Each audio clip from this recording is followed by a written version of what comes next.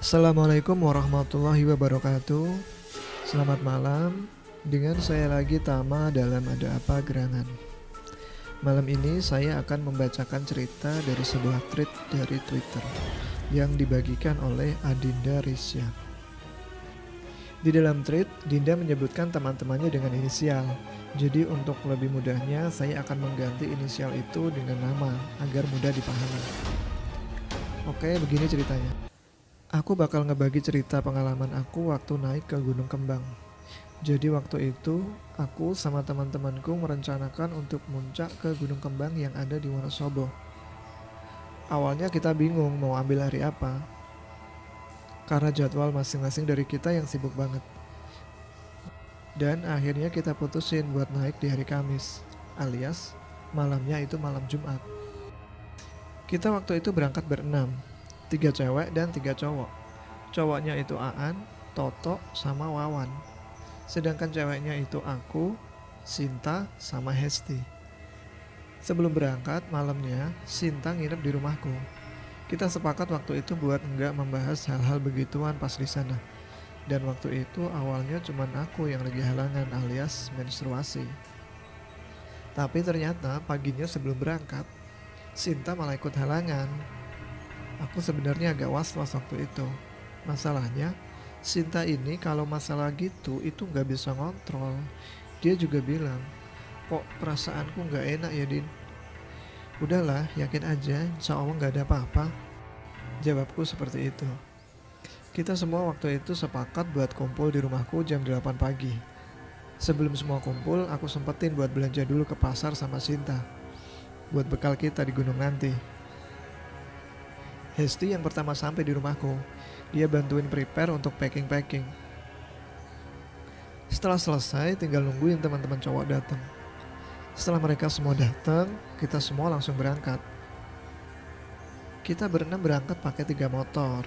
Jadi boncengan dua-dua. Toto sama Sinta, Wawan sama Hesti, dan aku sama Aan. Di perjalanan, kita sempat nyasar-nyasar karena nggak ada yang tahu jalan. Jadi kita cuman ngandelin GPS. Jadinya kita sampai di base camp itu sekitar jam 1 kurang. Cowok-cowok sholat duhur dulu, lalu istirahat sebentar.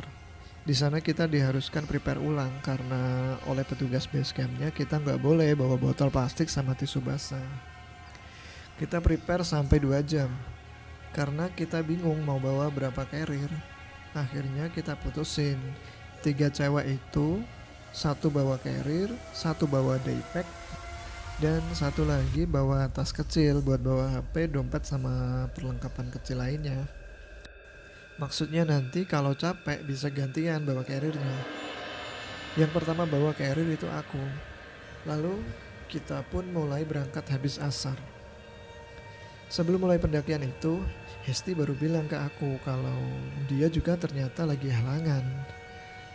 Aduh astaga, jadi ketiga cewek ini semuanya lagi halangan. Aku udah mikir yang aneh-aneh aja waktu itu. Tapi aku coba tahan dan berpikir positif. Kita pun mulai trekking. Awal trek, kita disuguhi pemandangan kebun teh yang begitu luas. Tapi di kebun teh itu, aku malah ditampakin bayangan-bayangan yang banyak. Tapi bentuknya gak terlalu jelas, ada bayangan hitam dan putih. Aku coba cuek sambil terus jalan. Lama berjalan, aku ngerasa carrier yang aku bawa kok makin berat. Sampai di sebuah tanjakan, tiba-tiba aku kepleset dan cedera lututku itu kambuh lagi. Aku minta buat istirahat sebentar buat ngikap lututku. Lalu kita pun lanjut jalan setelah lutut ini rada enakan. Kita pun mulai masuk kawasan hutan. Waktu itu udah jam 5 sore. Baru beberapa langkah masuk hutan, Hesti teriak manggil aku, "Mbak Din." Aku pun menoleh ke arah dia. "Hei." Waktu aku lihat, aku tahu apa yang dia maksud. Aku pun mengisyaratkan buat diam. Waktu itu, aku ada di urutan 4. Melihat aku dan Hesti, muka si Wawan tuh kayak gimana gitu. Seperti muka-muka panik. Katanya, tadi malam dia baca hal-hal mistis di gunung ini. Menurut yang dia baca, sempat ada pendaki cewek yang hilang di sini. Makanya dia jadi negative thinking. Kita pun terus naik sampai tiba-tiba telapak kaki aku kram di sebelah kanan. Mungkin karena ikatan di lutut yang terlalu kencang. Aku duduk dulu, lalu diurut sama Santi. Saat lagi hening-heningnya, tiba-tiba ada suara. Gege tok, ojo suwe-suwe. Spontan aku langsung lihat ke Sinta. Karena itu suara Sinta. Tapi pas itu, Sinta lagi ngurut kaki aku. Dan gak bicara sama sekali. Di antara bingung, Aan bilang, tenang, itu HP-ku. Ternyata Aan lagi buka WA dan dengerin voice note dari Sinta.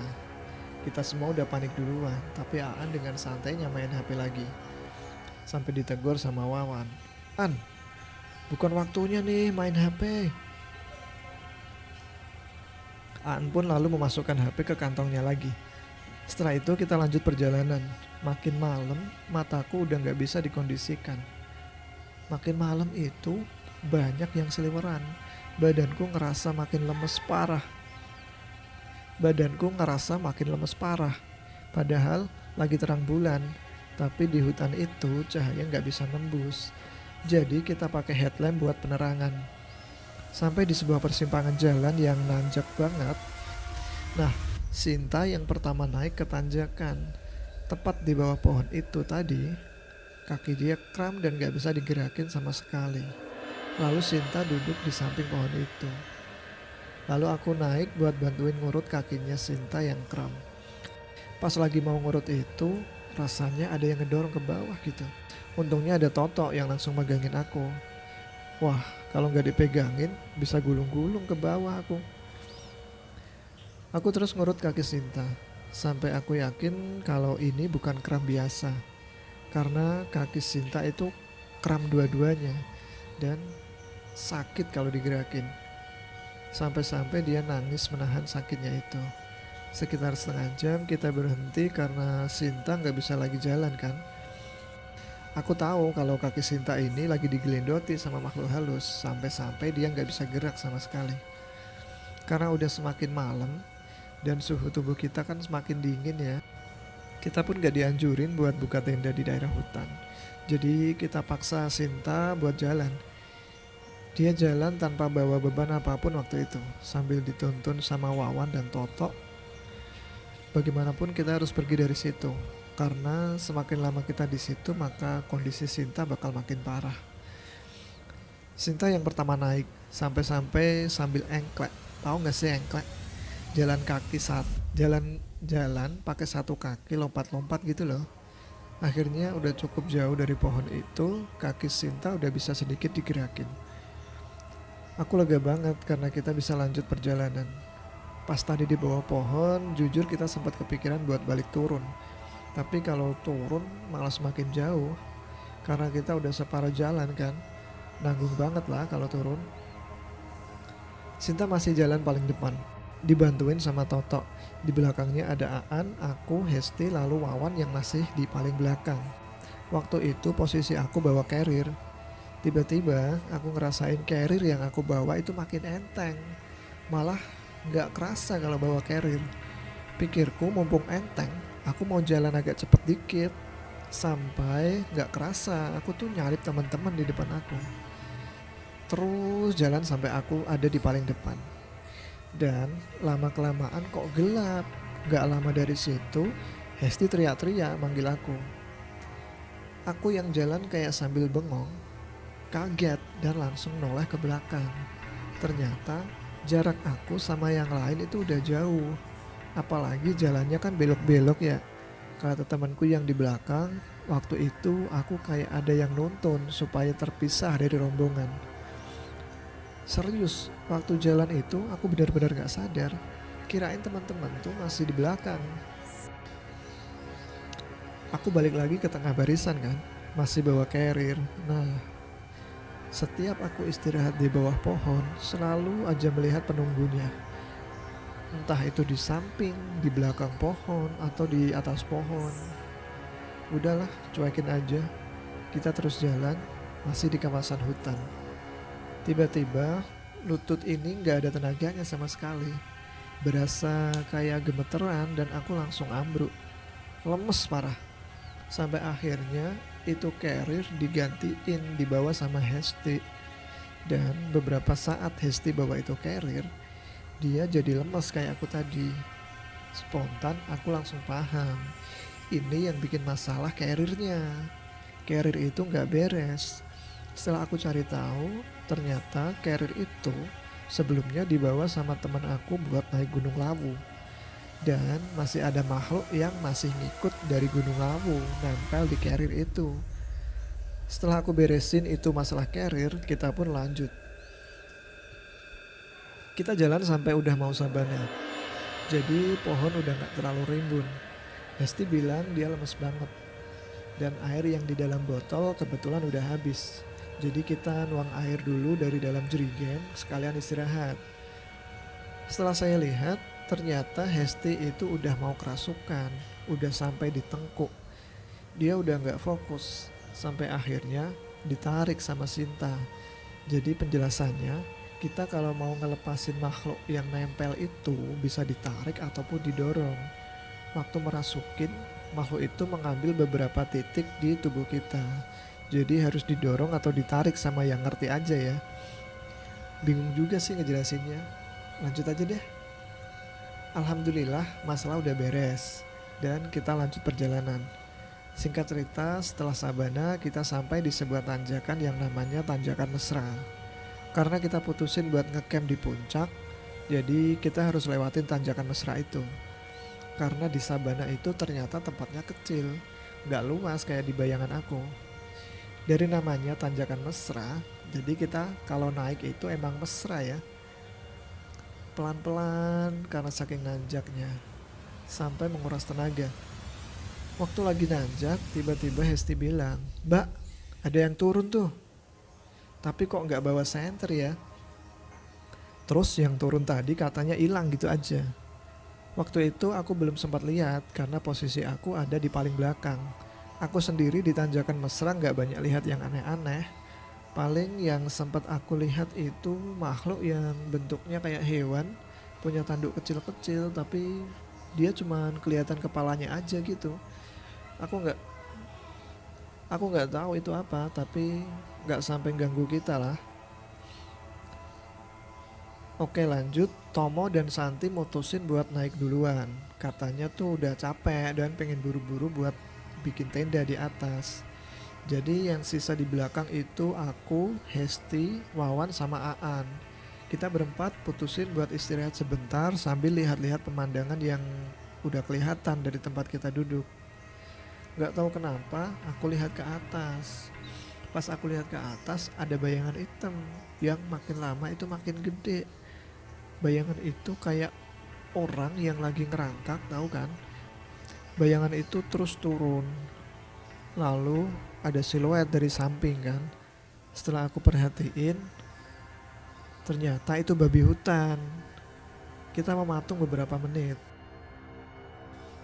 Seperti ada yang memberi aba-aba, kita pun lari bareng. Singkatnya, kita sampai puncak. Di sana Toto sama Sinta udah diriin tenda. Kita langsung masak, makan, lalu istirahat. Waktu kita istirahat di dalam tenda, aku yang pas itu tidur di paling pinggir, dengar tenda kita itu seperti ada yang ngelilingin.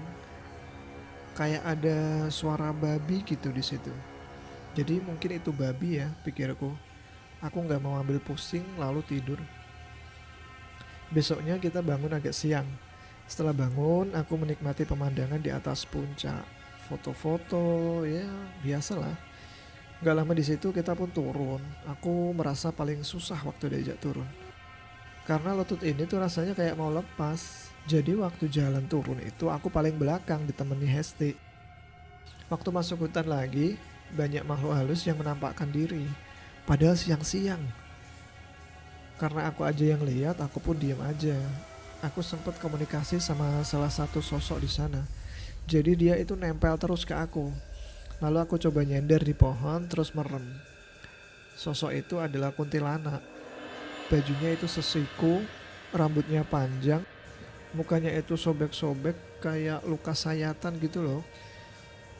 Aku tanya, kenapa kok ngikutin aku?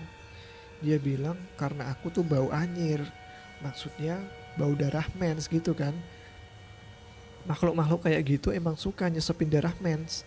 Jadi buat perempuan yang naik gunung dan lagi mens, jangan pernah buang pembalut sembarangan. Waktu lagi komunikasi itu, tiba-tiba aku ditampol sama Hesti. Dikiranya aku mau kesurupan. Setelah itu kita berdua lanjut turun sampai kebun teh. Hesti bilang kakinya gemeteran. Aku bilang aja kalau turun kan emang kerja kaki lebih berat, karena kan emang menopang badan kita pas turun kan. Padahal sebenarnya ada yang megangin kaki Hesti. Tapi aku biarin aja karena nanti juga bakal lepas sendiri kalau dicuekin. Kita pun sampai base camp. Ketemu temen yang lain, terus kita cari tempat buat mandi dan bersih-bersih. Lalu langsung pulang. Perjalanan pulang itu kita ngandelin GPS lagi. Kalian tahu kan kalau kita ngandelin GPS kadang diarahin ke jalan-jalan kecil atau sawah gitu. Nah kali ini kita diarahin lewat jalan di tengah hutan. Gak ada penerangan sama sekali. Dan yang lewat sana tuh cuman 3 motor kita itu. Formasinya Toto ada di belakang, aku sama Aan itu di tengah, dan Wawan ada di paling depan. Waktu bonceng motor itu aku sambil merem karena gak betah buat ngelihat banyak banget penampakan di hutan itu. Ada yang terbang, ada yang berdiri di tengah jalan, ada yang gede banget, ada kuntilanak yang gede banget sampai gak kelihatan mukanya. Pokoknya itu jalan kalau dilihat pakai mata biasa itu sepi, tapi aku lihatnya itu rame banget. Sepanjang jalan sama sekali gak ngelewatin rumah penduduk. Akhirnya kita pun hampir sampai rumah.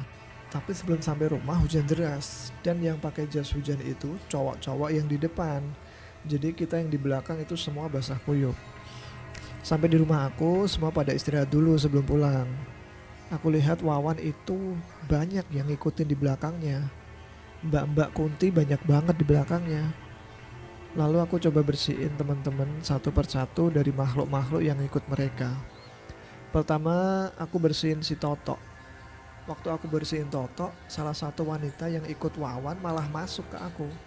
Mulut wanita itu penuh darah, jadi pas masuk ke aku ngerasa lidahku itu kerasa anyir, jijik lah.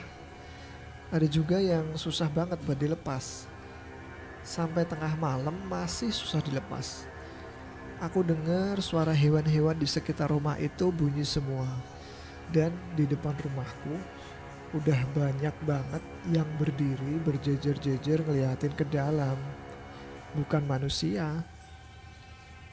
Tiba-tiba ada seseorang yang udah tua datang terus duduk di sampingku buat bantuin bersihin Wawan. Setelah semua selesai, Wawan dan Aan gak berani pulang. Lalu mereka tidur di rumah Toto. Terus Sinta dan Hesti tidur di rumahku. Jadi waktu itu kita takut buat kemana-mana sendirian.